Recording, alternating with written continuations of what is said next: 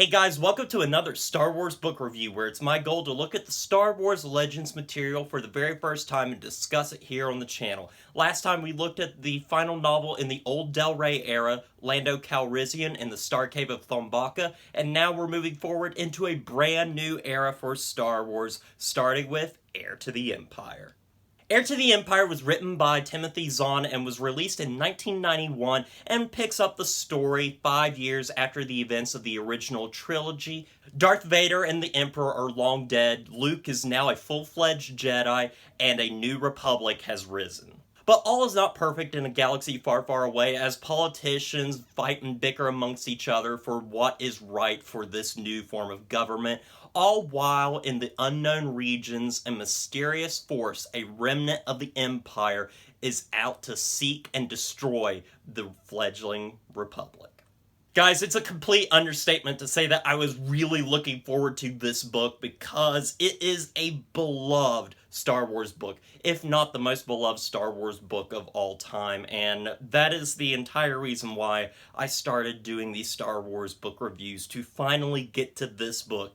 And now I finally got to it. What did I think about it? Well, I absolutely loved this book. I think it does a great job of continuing the story after the events of Return of the Jedi, and it feels like the natural continuation of this series. We see Han, Luke, and Leia in positions that we could definitely see them in, as Han takes on a more important role in this new republic as he's going out to get more recruits, as Luke is trying to learn how to become a better Jedi and how to continue the Jedi line and the Jedi teachings, as he's even trying to teach his own sister Leia, while Leia is busy being worked to death in the Senate as she is trying to handle both diplomacy and the fact that she is pregnant with twins.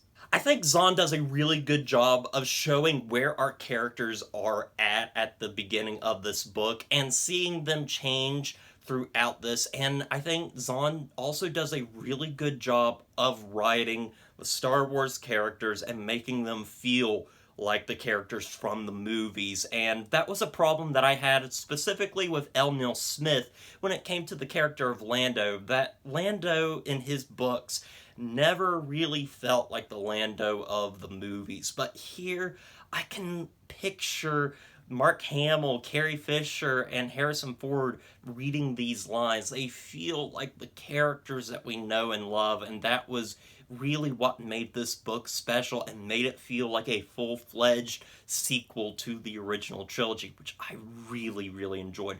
But I also love the fact that the New Republic, even though it's established, it's not perfect.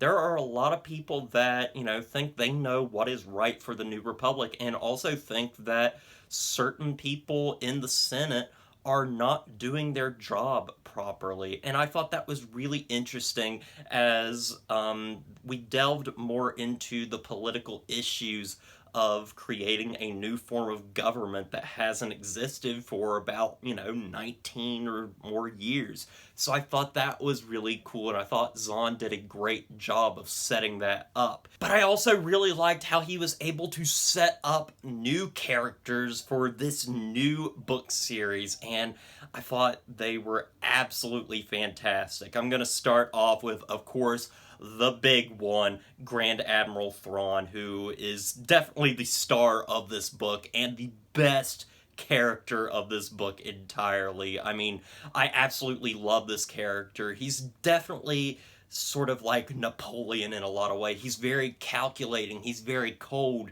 and I love reading his chapters as he talks to the Captain Pelion, about art and how you can learn a lot about different species of aliens from their art. And I thought that was so cool. And he's so calculating. He knows exactly what needs to be done. And as our characters are, trying to do the right thing and trying to, stop the Empire from truly returning, Thrawn is like 5 steps ahead of them at all times. I thought that was really cool to really see a villain that really has it up on our heroes. And I also thought it was really cool having a villain that was much more, in a way, like a Tarkin-esque character instead of somebody like Darth Vader or the Emperor that has a lightsaber. I thought that was really interesting and made for a very interesting character that I absolutely fell in love with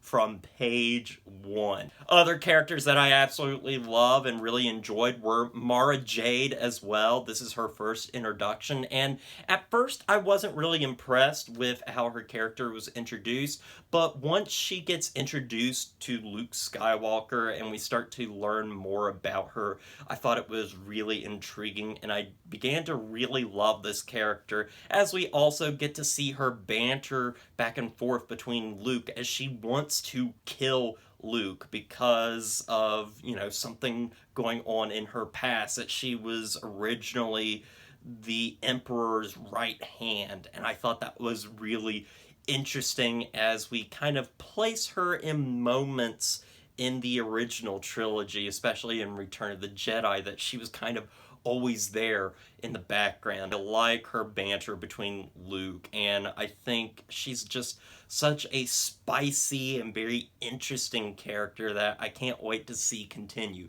But also, a real big favorite of mine in this book has to be Jedi Master C'baoth, who is this old Master Jedi that lives far away on this one planet, and Thrawn visits him, and we figure out that, he's not the best guy in the world, and he wants Luke Skywalker for something, but we never really get into what he wants him for. And also, we learn that C'baoth is also a clone of the original Jedi Master, and I thought that was really cool as we finally get a little dose of, clones that were talked about in the original Star Wars movie. Now, of course, these clones are different from the clones that we eventually got, but I think it is cool nonetheless that we get these little tidbits here and there. I also really like how Zahn writes this book. I think he writes some beautiful prose with some great dialogue in particular, but I thought that this was such a joy to read. It was so fun, and it really felt like Star Wars and felt like a modern Star Wars novel. Also, I really liked how Zahn ended this book with a cliffhanger that really made me excited to read the next book and really delved into some things that he set up throughout this book. But anyway, I've talked a lot about the positives of this book, so let's go a little bit into my negatives. Now, the first one I'm going to talk about is just a little bit of a nitpick. It doesn't hurt the overall book at all, but I found it a little annoying. There's these alien creatures that are used in the book. I cannot remember their names, but they are used to repel the Force, and so they're basically just a huge plot device to make sure that Luke cannot use the Force for about 5 or so chapters of the book. And it just feels like an excuse to make Luke powerless in the second half of this book, which I know the second half of the book should be like the low point for the character, but this way just felt really awkward to me. As for my full-on negatives with this book, one of them has to do with a pacing problem that I found specifically in about 5 or 6 chapters of the book, where the plot really slows down and screeches to a complete halt so that we can introduce some characters to each other, and I found that very bothersome because it felt like a complete detour so that we could set up these characters and get them introduced to each other. And it was really annoying because the book was so fast-paced throughout the beginning of it that once we get here, it really drags for a while. And I understand why it's there, because we are setting up the introduction of Mara Jade to Luke Skywalker, and as we see these characters play off each other, but it just really slows down the story a lot for me, and I think there was a better way of doing this without slowing down the overall pace of it. And also, I'm not particularly a fan of the ending. Now, as I said, yeah, I love the ending of this book. I mean, the very ending with the little twist that it has at the very end and the to be continued.